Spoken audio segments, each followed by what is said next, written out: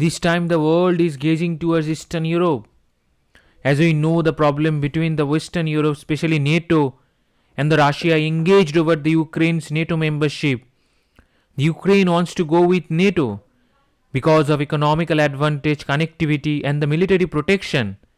But the Russia do not want them to go with NATO, as Russia believe if Ukraine goes to NATO, then the Russia will lose their strategic depth, and the US would have a chance to counter the Russia by installing the missile systems and the missile defense security systems on Ukrainian soil. But the situation has gone out of hand right now. The Russia almost encircled the Ukraine by using the Belarus, Moldova and Kaliningrad. The Russia installed a S-400 missile defense system fighter jets army on Ukrainian borders. Russia also sent the S-400 missile defense system to the Belarus. The Russian army in the number is 130,000 according to the USA.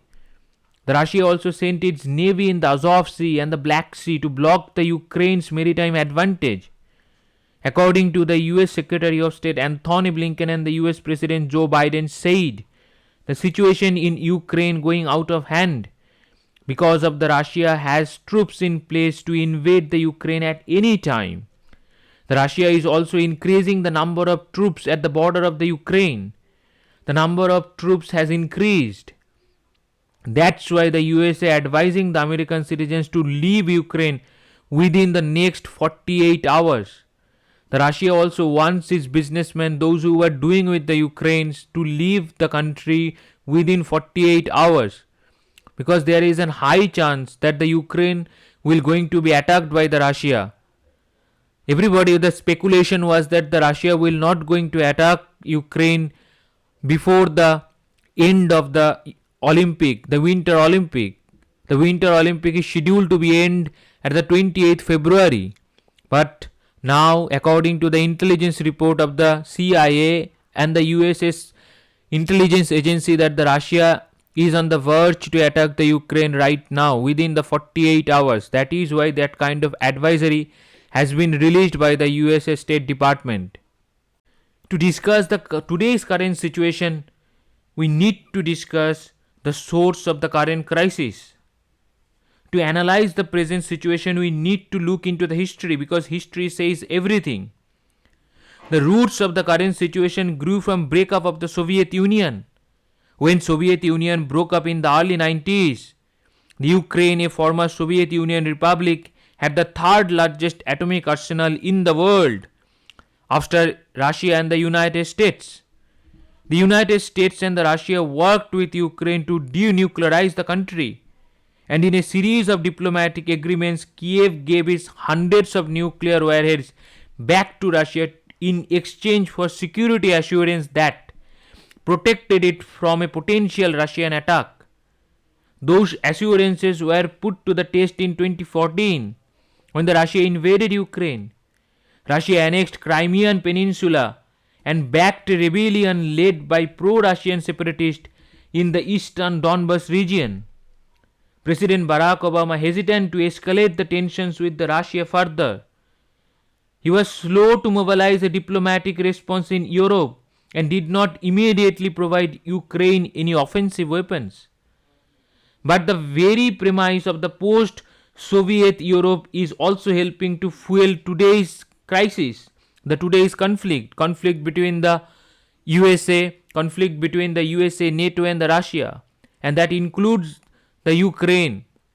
Because of the Ukraine, these three major powerhouses are fighting against each other. But why the Russian President Vladimir Putin do not want the Ukraine to join the NATO? Why the Russia needs the Ukraine so badly? Because the Putin has fixated on reclaiming some semblance of the Europe lost with the fall of the Soviet Union. When the Soviet Union fell in 1991, then Soviet Union divided into the 15 different countries. The Ukraine also regained its independence at that time. But losing Ukraine was a huge loss for Russia. When the USSR lost Ukraine, then the Russia lost its dominance in the Black Sea region and the ports in the Ukraine. Most of the Russian ports on the Arctic freezes for the several months of the year, while Vladivostok, the largest Russian port on the Pacific, is an ice locked for the 4 months of the year, enclosed by the Sea of Japan, which is dominated by the Japanese and the Japanese businessmen. So the Russia needs the Ukrainian ports to show their dominance in the oil and the gas field, because the Russian main export is the oil and the gas. After the Crimea annexation, Russia now only have the warm water port in the Sevastopol.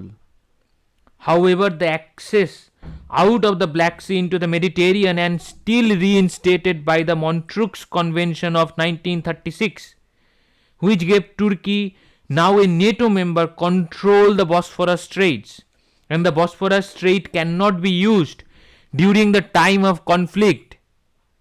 So, if the Russia will going to attack the Ukraine, then at that situation, Russia is not in the position to use the Bosphorus Strait for any reasons.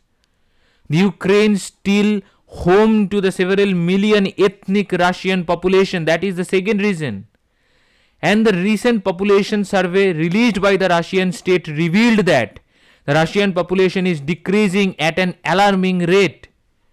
In 2021, Russia lost almost 1 million population due to the corona pandemic, excessive migrations, and the various other reasons. Why? Because migration is happening because the Russia cannot provide its populations the ample amounts of food, ample amounts of jobs. That is why the Russian peoples are fleeing from the Russia. They are going to the other European countries. So Russia need to work on the population increasement. How they will going to increase their population? That is why Russia needs the Ukraine. Russia needs the those populations, because the Russia's working class population is decreasing in nature, and because the working class population is decreasing, that is why the Russian economy is in the fragile state. Is already in the fragile state, but due to the decrease in the population number, the Russian economy is facing the huge danger of crashing down. The next big reason is the Ukraine used to be the grain producer and the storage for the Russian population, and the Russia wants it back, because due to the extreme cold, Russia cannot produce the food in the Russia, but the Ukraine can, because of the mild weather, and the Ukraine is one of the largest wheat producer of the Europe, and the Europe's wheat is being taken from the Ukraine. The Ukraine also exports the huge amounts of wheat to the other nations, and Ukraine is the great resource cultivated country. They have the steel, and the Russia needs it. Russia needs for the defense manufacturing. So that is why the Russia needs the Ukraine very, very badly, and they want the Ukraine to get into the fold of the Russia. But what the Russia wants from the NATO? What are the offers that the Russia has given to the NATO? Because of these reasons, Russia needs the Ukraine very badly, as I told. That is why the Russia sent its demand to the NATO countries. The first demand is it demands no more eastward expansion and an end to the NATO military activity in the Eastern Europe. That would mean that the combat units being pulled out of the Poland and the Baltic republics of Estonia, Latvia, and the Lithuania. The second reason is that the Russia also demanding no deployment of missiles in the countries such as Poland and Romania. No expansion of the third reason is that no expansion of the NATO membership, particularly to Ukraine. The fourth reason is that an agreement that the parties do not consider each other as an adversaries and will resolve the dispute peacefully. Neither Russia nor United States can deploy nuclear weapon outside their national territories. These are the demands that Russia is giving to the NATO and the United States. Because during the Cold War time, the Russia has faced such kind of problems of the missile deployment. The missile crisis happened, the Cuban missile crisis happened due to these reasons. Because the United States installed their missile system, nuclear missile system in Turkey. In response of the Turkey, the Russia installed their nuclear missile systems in Cuba. So now the Russia wants to came into an written agreement that United States will not going to install their nuclear weapons outside their national territory, and Russia would do so.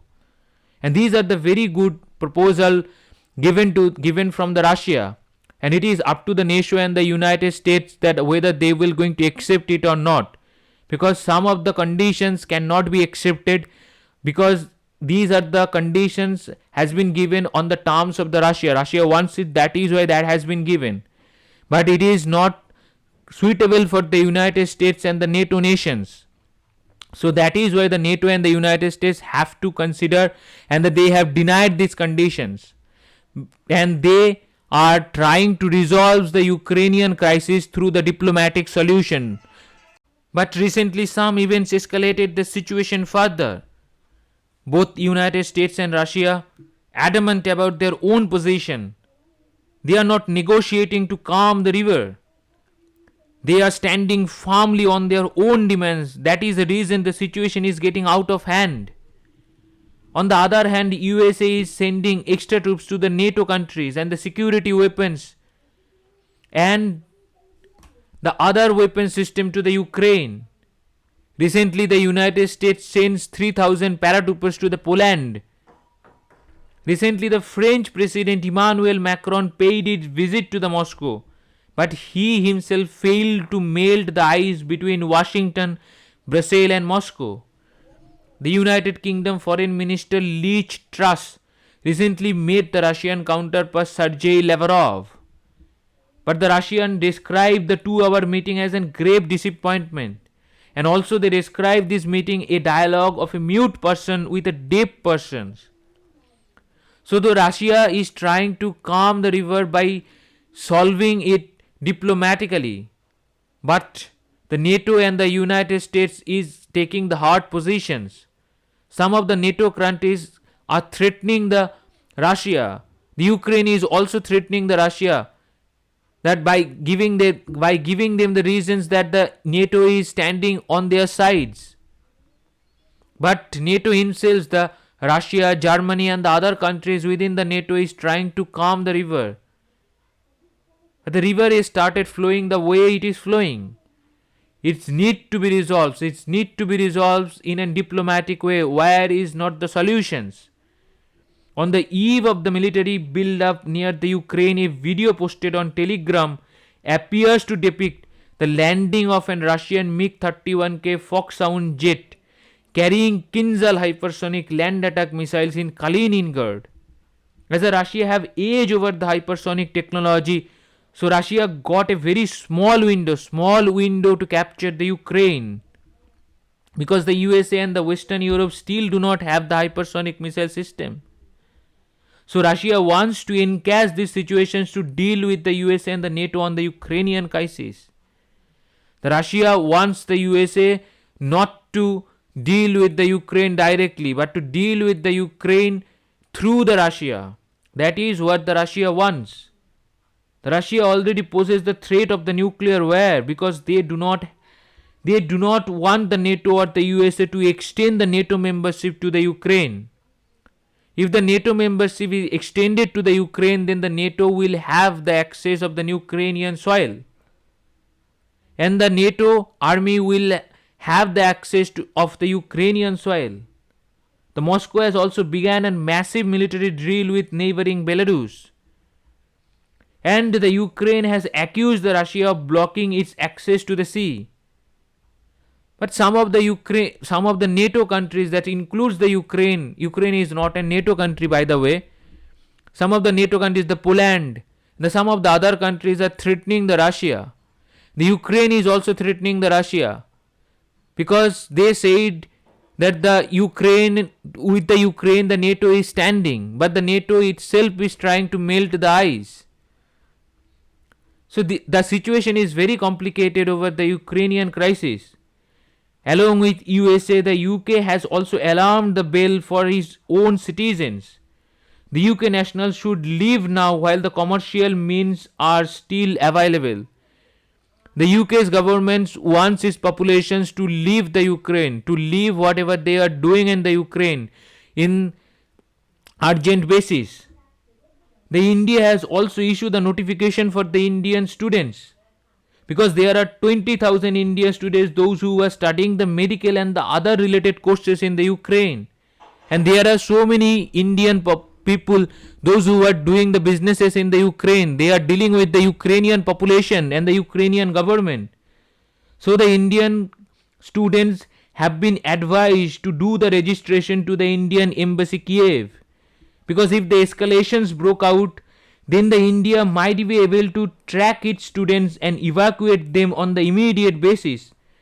And India should remain neutral in these situations, because India is the friend to the both Ukraine and the Russia, and the India cannot take the sides in these situations, because if India will going to take the sides of the Ukraine, then that means that the India will going to take the sides of the USA and the NATO.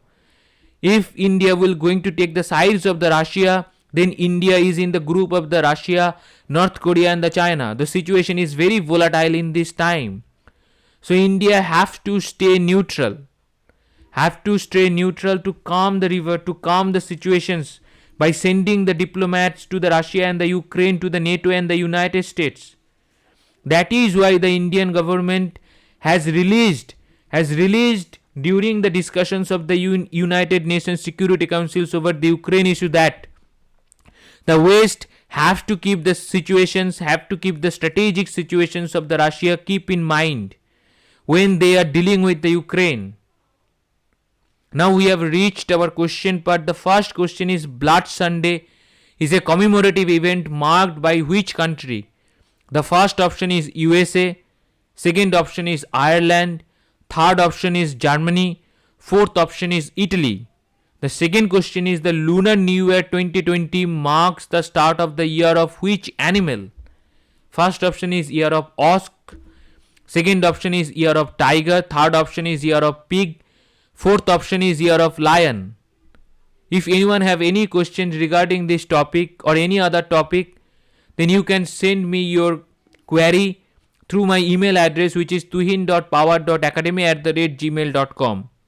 Thank you very much. Thank you for your attention.